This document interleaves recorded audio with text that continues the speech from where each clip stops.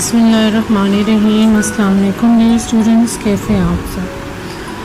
میں نے بہت سارے لیکچرز آپ کے ساتھ ڈسکس کر لیے، چیپٹر 5 بھی کمپلیٹ ہو گیا، لیکن جب میں نے پلٹ کے دیکھا تو آپ کا جو چیپٹر نمبر 3 ہے، geography of the Islamic Republic of Pakistan, اس کے ہم نے صرف 4 لیکچر ڈسکس کیے تھے اور اس کا 5واں مسنگ تھا۔ تو آج ہم اس کا 5واں لیکچر جو ڈسکس کرنے والے ہیں اس کا نام ہے نقشہ بینی یا میپ ریڈنگ۔ سب سے پہلی چیز تو اس میں ہم نے یہ ڈسکس کرنی ہے کہ نقشہ ہوتی کیا چیز ہے، پھر اس کے بعد ہم بتائیں گے کہ نقشوں کی اقسام کیا ہوتی ہیں، اس کے بعد ہم بتائیں گے خطوط طول بلد اور عرض بلد کیا ہے، پرائم میریڈین کیا ہے، آئیڈیل کیا چیز ہے، گرینچ کیا ہے، پھر اور آگے جا کے ہم ڈسکس کریں گے ایکویٹر یا خط استوا کیا ہوتا ہے، اور جو نقشوں پہ گریڈز ہوتے ہیں یا خانے کے جال ہوتا ہے وہ کیا ہوتا ہے۔ اس کے بعد ہم مختلف قسم کے نقشے اسٹڈی کریں گے۔ تو چلیں سب سے پہلے میں سٹارٹ لیتی ہوں۔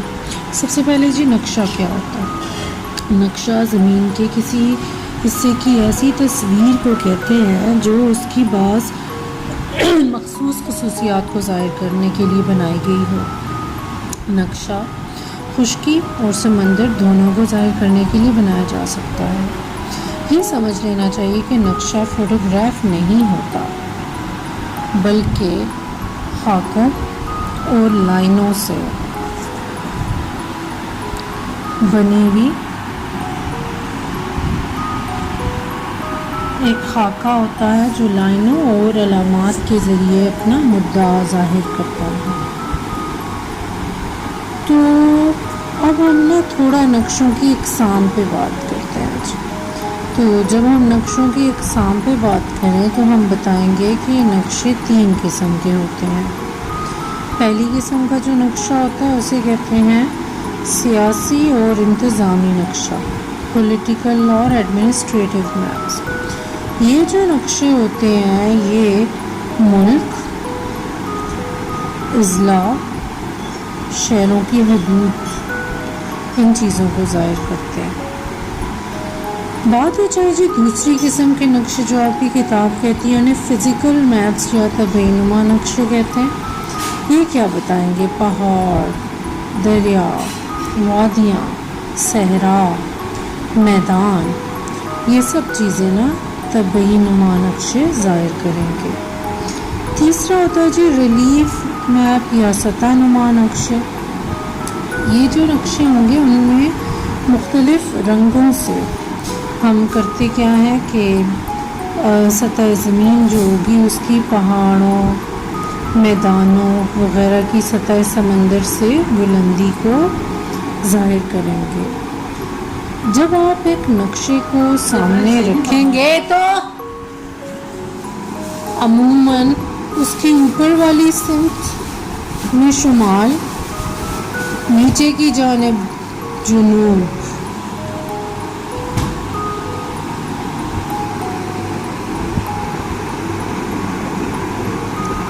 آپ کے بائیں ہاتھ کی طرف مغرب اور آپ کے دائیں ہاتھ کی طرف مشرق ہوگا۔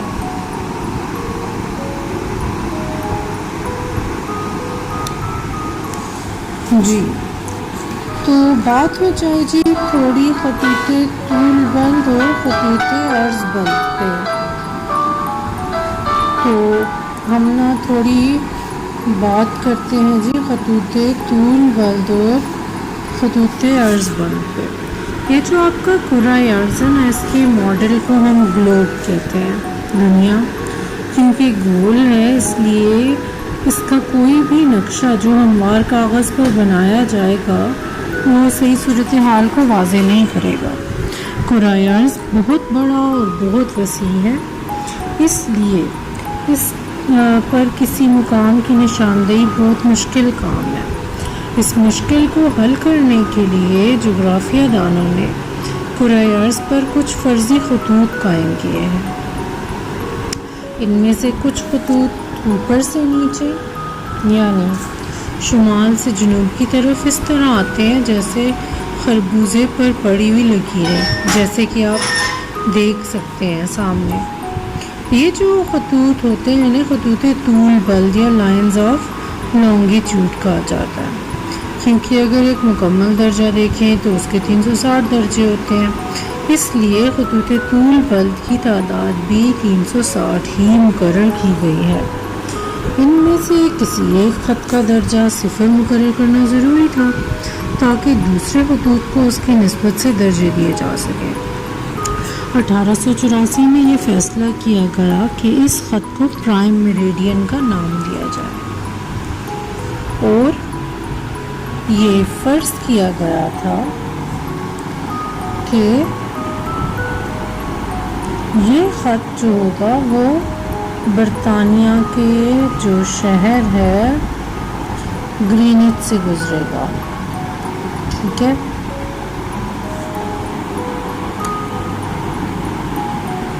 یہ جو خط ہے اس کے مغرب میں واقع خطوط کو ہم ڈبلیو سے اور مشرق میں واقع خطوط کو ای سے ظاہر کرتے ہیں۔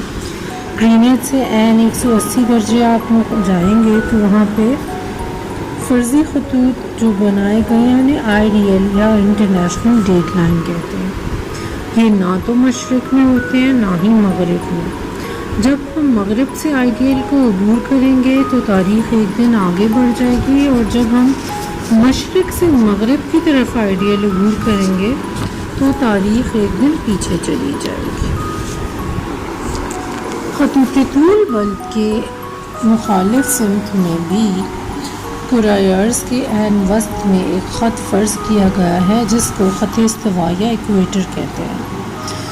خط استوا سے زمین کے بالائی نقطے تک کے علاقے کو شمالی نصف کرہ نردرن ہیمیسفیئر، اور خط استوا سے زمین کے زینی نقطے تک کے علاقے کو جنوبی نصف کرہ یا سدرن ہیمیسفیئر کہتے ہیں۔ ہر نصف کرے میں 90 خطوط فرض کیے گئے ہیں۔ جنوبی خطوط کو ایس ساؤتھ سے اور شمالی خطوط کو این نارتھ سے ظاہر کیا جاتا ہے۔ قطب شمالی کا درجہ 90 ڈگری نارتھ ہے اور قطب جنوبی کا ہے 90 ڈگری ساؤتھ۔ یہ جو فرضی خطوط ہیں ان سے جو بننے والے خانوں کے جال کو گرڈز کہتے ہیں۔ ہم جب کرۂ ارض پر کسی مقام کا تعین کرنا چاہتے ہیں تو کہتے ہیں کہ وہ مقام اتنے درجے طول بلد اور اتنے درجے عرض بلد کے درمیان واقع ہے۔ مثال کے طور پر پاکستان کا محل وقوع بیان کرتے ہوئے ہم کہتے ہیں کہ پاکستان 24 سے 36 شمالی عرض بلد اور 61 سے 75 مشرقی طول بلد کے درمیان واقع ہے۔ اب ہم مختلف اقسام کے نقشے اسٹڈی کریں گے اور ساتھ میں ان کی قسم بھی بتائیں گے۔ سب سے پہلا جی پاکستان کے ہمسایہ ممالک اور پاکستان کی صوبائی تقسیم۔ یہ جو نقشہ ہے اسے سیاسی اور انتظامی نقشہ بھی کہتے ہیں۔ اس میں دیکھیں تو پاکستان کے شمال میں چین ہے اور جنوب میں بحیرہ عرب ہے، مشرق میں بھارت ہے، مغرب میں ایران ہے اور شمال مغرب میں افغانستان ہے۔ بات ہو جائے جی پاکستان کے صوبوں پہ تو گلگت بلتستان، خیبر پختونخوا، جموں کشمیر اور پنجاب، بلوچستان اور سندھ اس کے صوبے ہیں جو آپ کو سامنے دکھتی ہے۔ جی دوسرا نقشہ ہے جی پاکستان کے دریا اور دریائے سندھ کا بالائی اور زیریں میدان۔ یہ جو نقشہ ہے اسے فزیکل میپ کہتے ہیں، ٹھیک ہے۔ اچھا اس میں اگر آپ دیکھیں تو پاکستان کے جتنے بھی دریا ہیں وہ شروع ہوتے ہیں جی کچھ گلگت بلتستان سے، دریائے سندھ نکلے گا اور آگے خیبر پختونخوا میں سے دیکھیں جی دریائے جیلم، آپ کو سارے دریا دکھ رہے ہیں، دریائے چناب، دریائے راوی، یہ سارے دریا دیکھیں جب اوپر سے آتے ہیں تو دریائے جیلم دریائے چناب سے چچ دوابے سے ہوتا ہوا کرانہ بار پہ ملتا ہے، دریائے چناب دریائے راوی سے ساندل بار پہ ملتا ہے، اور دریائے راوی گنجی بار سے رچنا دواب دریائے ستلج سے بھی ملتا ہے۔ یہ سارے دریا جہاں پہ مل رہے ہیں نا جیلم، چناب، راوی اور ستلج، وہ ہے نیلی بار، اور دریائے سندھ مٹھن کوٹ کے مقام پہ آ کے ان میں ملتا ہے۔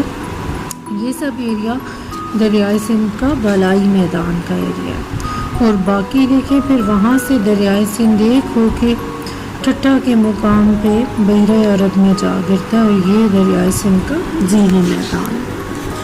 بات ہو جائے جی پاکستان کے توانائی کے ذرائع پہ، اگر ہم نقشہ دیکھیں تو یہ بھی فزیکل میپ ہے، تو اس میں ہم اگر دیکھیں تو پاکستان میں سب سے پہلے کوئلہ آپ کا کوئٹہ میں موجود ہے، لیکن اگر دیکھیں تو ایبٹ آباد میں ہرنو کے مقام پر بھی کوئلہ نکلتا ہے۔ گیس جو ہے وہ بلوچستان میں مشرقی اور بالائی سندھ میں موجود ہے، اور ابھی تو کوہاٹ کے علاقے میں بھی ڈسکور ہوئی ہے۔ پاکستان میں تیل، گیس، کوئلہ اسلام آباد، پوٹوہار میں موجود ہے، اور پن بجلی اور ذیلی سندھ میں بھی موجود ہے، اور پن بجلی شمالی علاقہ جات میں موجود ہے۔ پاکستان میں 46% تیل ہے، گیس 37% ہے، کوئلہ 4% اور پن بجلی 12%۔ اور آگے جی ڈسکس کرتے ہیں پاکستان کے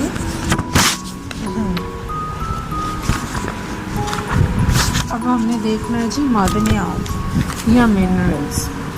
تو سب سے پہلے اگر آپ نقشہ دیکھیں تو پاکستان میں گندھک کوہ سلطان میں ہے، سنی میں ہے۔ اس کے علاوہ اگر ہم نمک دیکھیں، کڑک، ڈنڈور، کھیبڑا، داؤد خیل یہاں پہ موجود ہے۔ جپسم پاکستان میں شیروان میں ہے، کھیبڑا میں ہے، داؤد خیل میں ہے۔ لوہا پاکستان میں دیمر نثار میں ہے، کالا باغ میں موجود ہے، چلغازی میں موجود ہے۔ تانبا سینڈک بلوچستان، اور کرومائٹ مسلم باغ میں موجود ہے۔ یہ تو ہو گئے آپ کے معدنیات۔ بات ہو جائے جی پاکستان کے صحرائی علاقہ جات پہ، تو پاکستان کے 4 بڑے صحرا، تھل، چولستان، خاران، نارا تھرپارکر سندھ میں ہے، خاران بلوچستان میں ہے، چولستان پنجاب میں ہے، اور تھل بھی پنجاب میں ہے۔ ابھی ہم جی آخری نقشہ جو اسٹڈی کر رہے ہیں وہ ہے زرعی پیداوار کا۔ پاکستان میں کس جگہ میں کیا چیز کاشت ہوتی ہے؟ گندم جی صوبہ سرحد خیبر پختونخوا، پنجاب اور سندھ میں کاشت ہوتی ہے۔ چاول جو ہے آپ کا وہ صوبہ سندھ میں کاشت ہوتا ہے، اور مکئی آپ کی صوبہ خیبر پختونخوا اور پنجاب میں کاشت ہوتی ہے۔ گنا صوبہ خیبر پختونخوا، صوبہ پنجاب اور سندھ میں کاشت ہوتا ہے۔ تمباکو صوبہ خیبر پختونخوا میں صرف وہیں پہ کاشت ہوتا ہے، اور کپاس جو ہے وہ پنجاب اور سندھ میں کاشت ہوتی ہے۔ ایک چیز آپ نے دیکھی ہے کسی بھی نقشے میں بلوچستان پریزنٹڈ نہیں تھا، یعنی کہ بلوچستان میں چیزیں کاشت نہیں ہو رہی، تو ان چیزوں کو بھی دماغ میں رکھنا ہے کہ بلوچستان کی ڈیولپمنٹ آپ کے خیال میں کیسے ہو سکتی ہے۔ اس کے ساتھ ہی آج کا لیکچر اینڈ اور چیپٹر بھی اینڈ میں کچھ کوسچنس ہم نے دیے ہوئے وہ آپ نے سالو کرنے ہیں، اور اس کے ساتھ ایکسرسائز کا سلوشن ہے، تو پلیز ضرور دیکھیے گا اور اٹیمپٹ کیجیے گا سب کچھ، ٹھیک ہے۔ آئی ہوپ آپ نے بہت اچھا انڈرسٹینڈ کیا ہوگا، تو آئی تھینک یو آل، اللہ حافظ۔